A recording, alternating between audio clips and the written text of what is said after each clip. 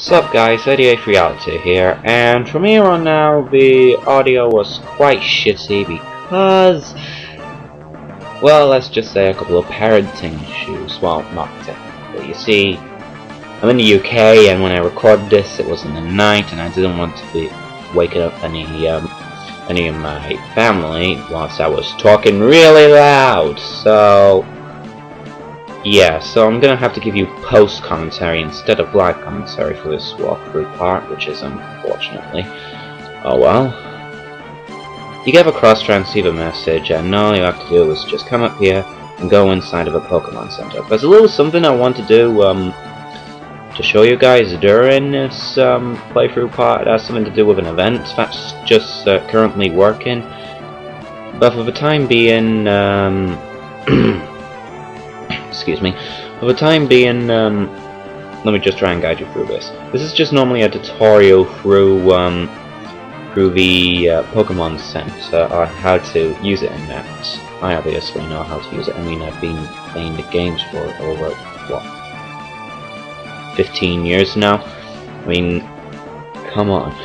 Either way, you go through the healing section, the PC section, and the market section, and that's one thing that I really liked about what Game Freak did to Black and White. They put the markets inside of Pokemon Centers. Wonderful! Excuse me. Just a bunch of stuff around here, and this part right here, Juniper tells you about the Pokemon. That's in the Pokemon Center. We get the idea. Just gonna wait until she stops talking. Right. And obviously Bianca's just gonna say a couple of sentences after that. I recommend that you buy 5 potions here. Just 5. Because that's all you're gonna be needing. Plus, since I'm a guy who likes to overlevel my Pokemon, it's probably best that you keep as minimal potions as possible, since the main training is only going to be done by 1 Pokemon. Either way, I'm going to be I will set in one of the options very quickly. Accidentally press the option button again. And a snap in my neck there as well. And the brightness of this camera is fucking horrible. Either way, you come across here, and Sharon will be there waiting with you, and hello, promotion!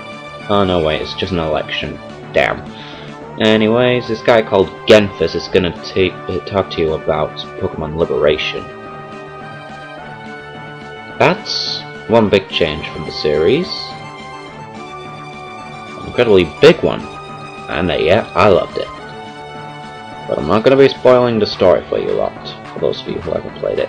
But there's quite a lot of you who have, so if you want to go ahead and feel like dicks and spoil the story for those who haven't played, be my guest. But for the time being,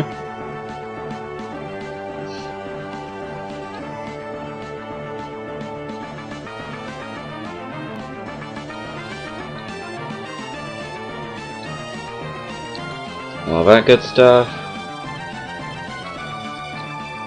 And then they just march away.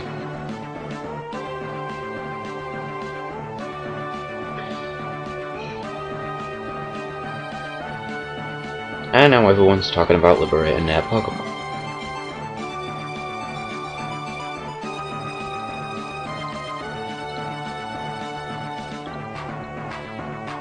Hello, camera, thank you. Anyways, this is N. He talks about all sorts of stuff about the Pokemon that you have is talking to him. And at that part is battle engagement time. So this is N. And this Pokemon setup is actually interesting. He actually uses the Pokemon in the exact same area that he is in. So, let's say you are in the sea. He obviously uses 1 or 2 Pokemon from either 2 routes. Since he has a Purloin here, it's a Pokemon from one of those individual routes. And as soon as you get to Chargestone Cave, for example, he'll be using Pokemon that occur in Chargestone Cave.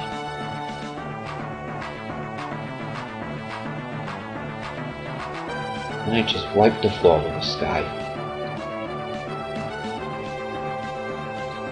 And our Snivy is leveling up fairly well.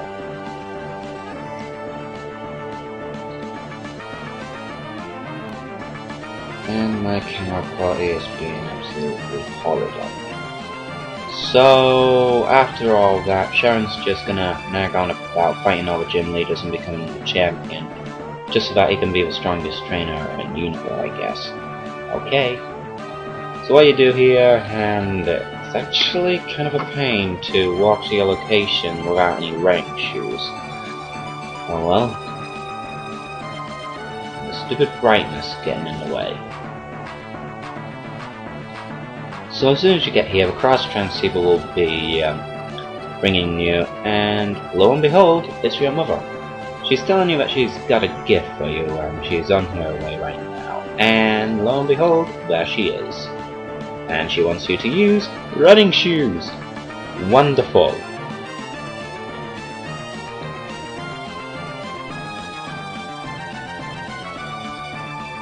And she just rambles on, and then we get going. Okay, so now it's time to make the first steps into this patch of grass. Oh, look at that. Magic of editing. And you get a potion right there.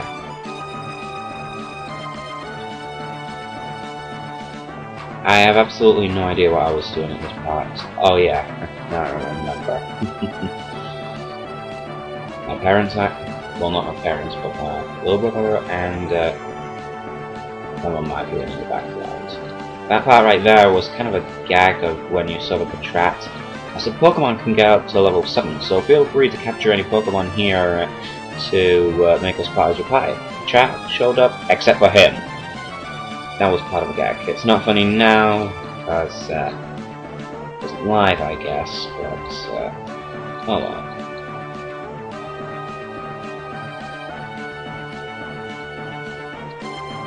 Normally when you do things live, you sort of normally get the best reactions, and that's what I like about live walkthroughs. You get reactions. Whether it's a person just being outrageously humorous like Darkside Phil, or a person raging their ass off like El Presidor. It's normally best that you save your elemental attack till the end because of one particular thing.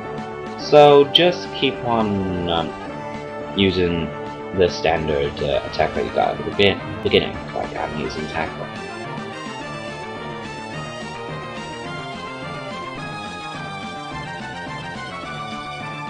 And 88 reality learned rap. Wonderful.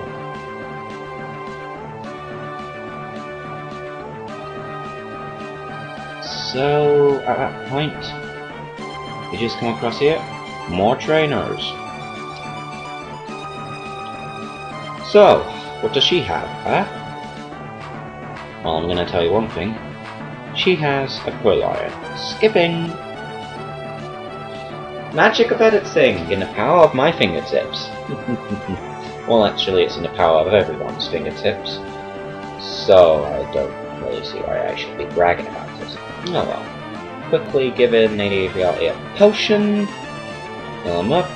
Or heal her up, I should say. And coming across up to here. Oh, wild Pokemon encounter. And just coming across up to here. And this guy, what Pokemon does he have? Well, something that you've already fought before.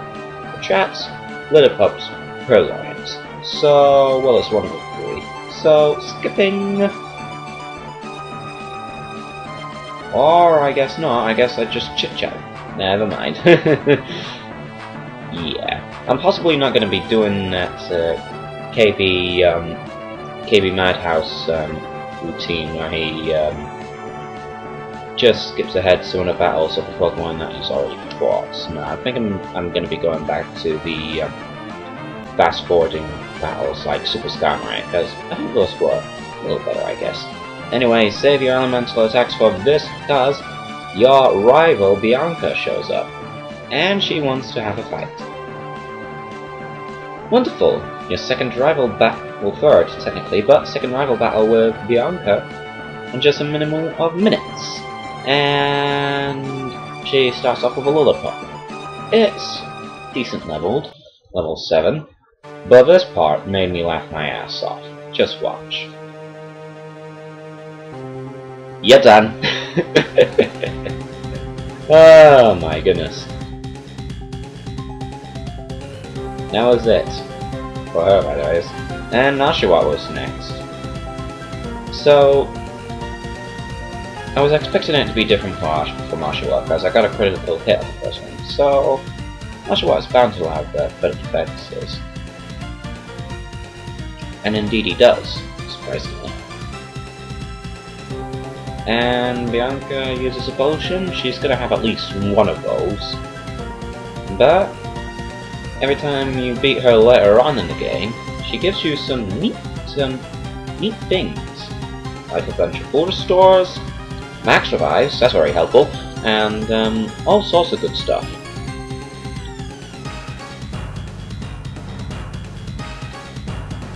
So Bianca's just gonna walk off, and up ahead is the city of the first gym. Now, I'm obviously gonna heal up for starters with all my Pokemon being terribly injured, and yeah, the skip there was because I stopped talking at that point. Normally I skip through Pokemon centers, but at that point I just kept on talking. So I will make sure that doesn't happen again. Anyways, just talk to Sherman, and yeah, I was looking for the gym leader, and he said the gym leader is back at the gym, and he asked if you want to battle. It's probably best to say no at this point. Why? Well, for a good reason. He needs a new Pokemon to help fight against Sharon, because at this point, his Tepig, or Oshawott, or Snivy will have an elemental move, so it's best to have an opposite elemental Pokemon to the starter. And I was having some control problems. Index fingers, people! I was using my index fingers. So you come up to the Dream Yard. This is home of one of my friend's favorite Pokemon in this generation. Animal level 3300. His favorite Pokemon here is obviously Munna.